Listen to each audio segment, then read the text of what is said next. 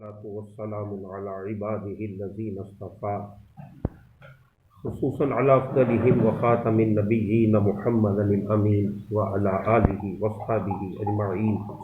وقال الذين كفروا إن هذا إلا إفك افتراه وأعانه عليه قوم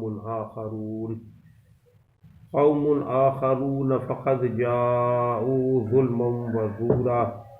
صدق اللہ العظیم و صدق رسولہ الکریم. رب اشرح لی صدری ویسر لی امری واحلل عقدۃ من لسانی یفقہوا قولی. اللہم صلی علی محمد وعلی آل محمد وبارک وسلم. سورۃ الفرقان جو 18ویں پارے میں ہے، اس کی ابتدائی 3 آیات ہم نے پڑھی ہیں. سورۃ فرقان کے تعارف میں نے آپ کے سامنے یہ بات رکھی تھی کہ مشرکین مکہ کی طرف سے حضور صلی اللہ علیہ وآلہ وسلم کی دعوت پر 10 اشکالات جو ہیں وہ کھڑے کیے گئے تھے. ان 10 اشکالات کا تذکرہ کر کے اللہ تعالیٰ نے آگے سے جواب پیش کیا ہے. تو گویا اس معنی میں یہ صورت بھی فرقان ہے، اور ویسے باحثیت مجموعی قرآن کریم مکمل طور پر فرقان ہے. اور فرقان کا معنی فرق کرنے والی شے، اور جب قرآن کو فرقان کہیں تو سچ اور جھوٹ کے مابین فرق کرنے والی شے جو ہے وہ یہ قرآن ہے. تو پہلا ان کا اعتراض ان کی طرف سے یہ آیا، وقال الذین کفروا ان ھذا الا افک افتراہ، اور کہا ان لوگوں نے کہ جو کفر کرتے ہیں اللہ کی کتاب کا کہ یہ نہیں ہے قرآن مگر جھوٹ ہے کہ جو انہوں نے گڑھ لیا ہے. معاذ اللہ، خود ہی یہ کلام ان کا اپنا ذاتی کلام ہے اور یہ اس کو خود ہی بناتے ہیں. وَأَعَانَهُ عَلَيْهِ قَوْمٌ آخَرُونَ، اور ایک اور دوسری قوم ہے جو ان کے ملنے والی ہے، وہ ان کی مدد کرتی ہے. فقد جاءوا ظلما وزورا، بس وہ اتر آئے ہیں ظلم اور جھوٹ پر. وہ انہوں نے کہا کہ یہ خود اس کو گھڑتے ہیں، اور بعض لوگ ہیں کہ جو ان کی اس قرآن کے گھڑنے میں ہیلپ کرتے ہیں، ان کے مددگار ہیں. اصل میں مشرکین مکہ نے جو اشکالات کھڑے کیے ہیں، سیرت کا اگر باغور مطالعہ کیا جائے تو پتہ چلتا ہے کہ 4-5 طریقے تھے کہ جس کے ذریعے سے انہوں نے حضور صلی اللہ علیہ وآلہ وسلم کی دعوت کو کسی درجے میں روکنے کی کوشش کی. سب سے پہلے کیا کہ انہوں نے مذاق کرنا شروع کر دیا. اچھا یہ ہیں کہ جن پر قرآن نازل ہوا ہے، اچھا یہ بلال ہے جو بیچارہ خود غلام ہے، تو یہ ہم سے زیادہ عقل والا ہو گیا. اس طرح کی شیر خانی کی، مذاق کرنا، آتے جاتے آنکھوں سے اشارے کرنے، سیٹیاں مارنی کہ یہ ہیں وہ لوگ جن پر فضل ہے. اس پر بھی حضور صلی اللہ علیہ وآلہ وسلم اور آپ کے ساتھی جو ہیں وہ انہوں نے ہمت نہیں ہاری، حالانکہ یہ چیزیں انسان کی ہمت کو ہرا دیتی ہیں. ہمارے ہاں تو پروٹوکول ملتا ہے، جو کوئی بھی دین کی بات کے لوگ ہاتھ چومتے ہیں. اگر یہ والا ماحول سامنے آ جائے تو واقعی یہ ہے کہ نہ کر سکے کوئی. لیکن بہرحال آپ صلی اللہ علیہ وآلہ وسلم لگے رہے. اس کے بعد انہوں نے کیا کیا؟ اس کے بعد دوسرا حربہ یہ ہے کہ چیزوں کو کنٹروورشل کر دیا. اب جیسے یہ کہہ دیا انہوں نے خود ہی گھڑا ہے، اور کچھ اقوام ہیں جو ان کے ساتھ مل کے یہ کچھ کرتی ہیں. آگے مزید آ رہا ہے کہ وہ کہانیاں ہیں، سٹوریز بک ہیں، کچھ قصے ہیں دور دراز سے آئے ہیں وہ پڑھ لیے ہیں. اس سے ہوتا کیا ہے؟ چیز ایک مختلف فی ہو جاتی ہے، کنٹروورسی پیدا ہو جاتی ہے، اور اس کی ایتھینٹکسٹی کے اندر کمی واقع ہو جاتی ہے. یہ انہوں نے دوسرا طریقہ اختیار کیا. اس پر بھی آپ صلی اللہ علیہ وسلم کے اور آپ کے ساتھی لگے رہے. تیسرے پہ آ کر انہوں نے حضور صلی اللہ علیہ وآلہ وسلم کے جو ساتھی تھے اور خود آپ کی ذات مبارکہ بھی، انہوں نے زد و خوب یعنی مارنا پیٹنا شروع کیا. اس پر پھر وہ ہجرت حبشہ بھی ہوئی، اور حضور صلی اللہ علیہ وآلہ وسلم اور آپ کے ساتھی ان ساری مشکلات کو جھیل گئے. اس پر بھی جب اور یہ آپ اپنی دعوت کا کام کرتے رہے، جس کے ذریعے سے آپ کا حلقہ جو ہے وہ بڑھتا گیا. اس سے اگلے سٹیپ میں کیا گیا؟ سوشل بائیکاٹ کیا کہ نہ ہم آپ صلی اللہ علیہ وآلہ وسلم سے کوئی چیز خریدیں گے، آپ کے ساتھیوں سے نہ بیچیں گے، نہ رشتہ لیں گے نہ دیں گے. اب ایک گھر ہو یا چند لوگ ہوں پورے شہر کے اندر، پوری سوسائٹی کے اندر، کہ جن سے کوئی نہ کوئی چیز خریدتا ہے، نہ کوئی فروخت کرتا ہے، جن سے نہ کوئی رشتہ داری کرتا ہے، نہ کوئی ان کے گھر آتا ہے، نہ وہ ان کے گھر میں آتے ہیں، تو یہ زندگی بڑی مشکل ہو جاتی ہے.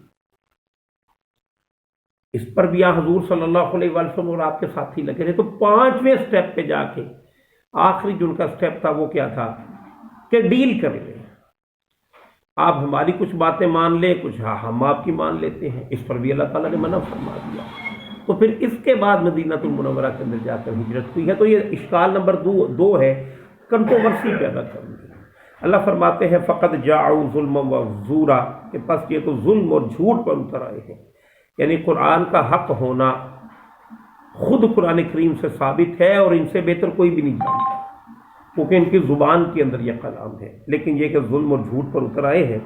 وقالوا اساطیر الاولین، اب دوسری بات، انہوں نے کہا کہ یہ کوئی پرانے لوگوں کے قصے ہیں، کہانیاں ہیں، اکتتبھا، انہوں نے لکھوا لیا ہے ان کہانیوں کو، فہی تملی علیہ بکرۃ واصیلا، پس یہ پڑھ کر سنائی جاتی ہیں انہیں صبح اور شام۔ گویا دوسری بات انہوں نے یہ کہی کہ اللہ کا کلام نہیں ہے بلکہ قصہ گوئی ہے اور کچھ نہیں۔ قل انزلہ الذی یعلم السر فی السماوات والارض، اے نبی فرمائیے کہ نازل کیا ہے اس کلام کو اس ہستی نے جو ظاہری اور باطنی تمام چیزوں کا جاننے والا ہے، زمین و آسمان کے تمام راز جس کے پاس ہے۔ اشارہ کیا ہے کہ یہ کلام خود اس بات پر شاہد ہے کہ یہ اللہ کا کلام ہے۔ دوسری بات کیا ہے کہ یہ مت سوچو کہ تم اپنی زبان کے ذریعے سے اللہ کی کتاب کے حوالے سے جو کنٹروورسیز پیدا کر رہے ہو، تم پر اس کے حوالے سے پوچھ تاچھ نہیں ہوگی، تمہیں پوچھا جائے گا یہ جو کچھ تم کر رہے ہو۔ انہ کان غفور الرحیم، اور بے شک اللہ سبحانہ و تعالیٰ بہت بخشنے والا اور ہمیشہ رحم فرمانے والا ہے۔ اب یہاں پر مزید حضور صلی اللہ علیہ وآلہ وسلم کے ذات گرامی پر اشکالات ہیں آپ پر۔ نمبر 1، وقالوا ما لهذا الرسول، انہوں نے کہا کہ یہ کیسے رسول ہیں، یاکل الطعام، یہ تو کھانا کھاتے ہیں۔ حضور صلی اللہ علیہ وآلہ وسلم کھانا کھاتے تھے کہ نہیں؟ کہتے ہیں نا کہ جو کی روٹی بڑی پسند تھی، دستی کا گوشت بڑا پسند تھا، سنی ایسی باتیں کہ نہیں؟ اب وہ کہتے ہیں اگر اللہ کے رسول ہوتے تو کھانا ہی نہ کھاتے۔ حالانکہ حضور صلی اللہ علیہ وآلہ وسلم نے جب اپنے آپ کو ان کے سامنے پیش کیا ہے تو فرشتہ کہہ کر پیش نہیں کیا، بلکہ کہا کہ میرے پاس وحی آتی ہے، انما انا بشر مثلکم یوحی الی، بے شک میں انسان ہوں تمہاری طرح، لیکن جس شے نے مجھے ممتاز کر دیا ہے وہ کہ میری طرف وحی آ رہی ہے۔ لیکن یہ سوال تھا نہیں جو خود ہی انہوں نے آگے سے بات کر دی کہ یہ تو کھانا کھاتے ہیں۔ نمبر 2، وَيَمْشِي فِي الْأَسْوَاقِ، اور یہ بازاروں کے اندر چلتے پھرتے ہیں۔ لَوْلَا أُنزِلَ إِلَيْهِ مَلَكٌ فَيَكُونُ مَعَهُ نَذِيرًا، تو اگر اللہ نے کوئی بات نازل کرنی ہی تھی تو کوئی فرشتے کو نازل کر دیتے، پھر فرشتہ ہی ہوتا جو ہمیں خبردار کرنے والا ہوتا، یا پھر یہ کہ فَيَكُونَ مَعَهُ نَذِيرًا، یا ان کے ساتھ کوئی فرشتہ اتر آتا جو کہ ہمیں خبردار کرنے والا ہوتا کہ یہ اللہ کے پیغمبر ہے۔ یہ گویا کہ ان کا دوسرے اشکالات تھے کہ فرشتہ، حالانکہ حضور صلی اللہ علیہ وآلہ وسلم نے صرف اللہ کا پیغام پہنچایا ہی نہیں ہے بلکہ اس پر عمل کر کے بھی دکھایا ہے سکے نہیں؟ قرآن نے کہا ہے نا، لَقَدْ كَانَ لَكُمْ فِي رَسُولِ اللَّهِ أُسْوَةٌ حَسَنَةٌ، اللہ کے نبی کا طریقہ کار جو ہے وہ سب سے بہتر ہے، افضل ہے، آپ ماڈل ہیں، رول ماڈل ہیں پوری انسانیت کے لیے۔ اگر کسی فرشتے کو اللہ تعالیٰ رول ماڈل بنا کر بھیج دیتے تو پھر تو یہ بات بن سکتی تھی نا کہ ان کے اندر تو، فرشتوں کو تو بھوک نہیں لگتی، فرشتوں کے اندر تو شہوت ہے ہی نہیں، اگر وہ روزے رکھ لیں، وہ حیا پر زندگی بسر کرے تو پھر کیا ہے؟ ان کے اندر تو قوت زیادہ ہے۔ ایک انسان ہی انسانوں کے لیے رول ماڈل کے طور پر پیش کیا جا سکتا تھا، لہذا اللہ سبحانہ تعالیٰ نے حضور صلی اللہ علیہ وآلہ وسلم کو پیدا کیا۔ اب مزید انہوں نے کچھ اور اعتراض کیا کیے، او یلقی الیہ کنز، یا کیوں نہ اتارا گیا ان کی طرف کوئی خزانہ۔ دنیا پرست جو لوگ ہوتے ہیں ان کے سامنے دنیاوی چیزیں ہوتی ہیں، دنیا کے اندر جس شخص کے پاس کوئی اقتدار ہو، مال ہو، اس کو بہرحال ایک ایج حاصل ہوتا ہے کہ نہیں؟ کوئی بڑے عہدے پہ ہو، کوئی بہت بڑا امیر آدمی ہو تو خام خواہ لوگ، جیسے وہ مثال بھی ہے فربا معتبر خام خواہ، تو کہتے تھے کہ اگر اللہ تعالیٰ نے کو اتارنا ہی تھا تو انہیں بڑا کو خزانہ دے کر اتارتے۔ حالانکہ حضور صلی اللہ علیہ وآلہ وسلم کے پاس خزانہ تو تھا، یعنی تاریخ انسانیت کے سب سے سچے انسان آپ اخلاق کی اس رفت اور بلندی پر فائق ہیں کہ جس کا عشر اشیر بھی کوئی دوسرا نہیں ہے۔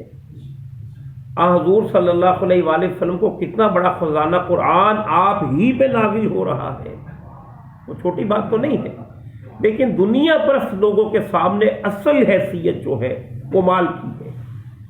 اللہ کے نبی صلی اللہ علیہ وآلہ وسلم نے اس بات کی وضاحت یوں بھی بیان فرمائی کہ اگر کسی شخص کو اللہ تعالیٰ نے قرآن جیسی دولت سے نوازا ہو کہ وہ سمجھ لے، پڑھ لے، تو فرمایا اگر کسی اور کے پاس کوئی اور شے ہو اور اس شے پہ وہ رشک کرے جسے اللہ نے قرآن کی دولت دی ہے، تو اس نے قرآن کی توہین کی ہے۔ تو جو خزانہ اللہ نے اسے دے دیا وہ تو کسی کو دیا ہی نہیں، اور یہاں پر تو نازل ہو رہا ہے۔ اور حضور صلی اللہ علیہ وآلہ وسلم کے بارے میں فرمایا بھی ان فضلہ کان علیک کبیرا، اے نبی آپ پر تو آپ کے رب کا بڑا فضل ہے، لیکن چونکہ دنیا پرست ہیں وہ کہتے تھے خزانہ کیوں نہیں ہے، او یلقی الیہ کنز، یا کیوں نہ اتارا گیا ان کی طرف کوئی خزانہ، او تکون لہ جنۃ یأکل منہا، یا کیوں نہ ہوا ان کے لیے کوئی باغ کہ وہ کھاتے اس میں سے، یعنی بڑی ایسٹس ہوتے، کوئی جائیدادیں ہوتی، کوئی نقد مال ہوتا۔ وقال الظالمون، اور کہا ہے ان ظالموں نے، ان تتبعون الا رجلا مسحورا، استغفر اللہ، اور کہا ہے، اللہ کا انداز دیکھیں نا، جب حضور صلی اللہ علیہ وآلہ وسلم کی ذات کے بارے میں بات ہوئی تو اللہ کیا کہتے ہیں، یہ ظالم کہتے ہیں، یعنی یہ ان کے ظلم کی انتہا ہے کہ یہ تو وہ شخص ہے معاذ اللہ جس پر جادو کر دیا گیا ہے۔ حضور صلی اللہ علیہ وآلہ وسلم کی ذات گرامی کے بارے میں یہ وہ کہتے تھے۔ اب اللہ کے فرماتے انظر کیف ضربوا لک الامثال، اے نبی یہ دیکھیے تو صحیح کہ یہ آپ پر کیسی کیسی مثالیں بیان کرتے ہیں، کیا گویا ظلم کی انتہا ہے۔ انداز اللہ تعالیٰ کا بڑا خوب ہے۔ اے نبی ذرا غور تو کرے، آپ جیسی شخصیت تو یہ کیا کہہ رہے ہیں، فضلوا، پس یہ بھٹک گئے ہیں، فلا یستطیعون سبیلا، تو یہ نہیں پا سکتے کبھی بھی سیدھا راستہ۔ یہ گویا کہ حضور صلی اللہ علیہ وآلہ وسلم کی شان گرامی پر کوئی بھی لفظ بولنے والے کے لیے سزا ہے جو اللہ تعالیٰ نے معین فرما دی کہ پھر وہ سیدھا راستہ نہیں پا سکتا۔ حضور صلی اللہ علیہ وآلہ وسلم کی ذات گرامی کا وہ احترام اور آپ صلی اللہ علیہ وآلہ وسلم کے مقام رفیع کا لحاظ جس شخص کو نہ ہوگا وہ اللہ تعالیٰ کے ہاں کبھی بھی پسندیدہ شخص گردانا نہیں جا سکتا۔ بہرحال آیت نمبر 9 تک پڑھا ہے، تو یہ اسے انشاءاللہ نزید کل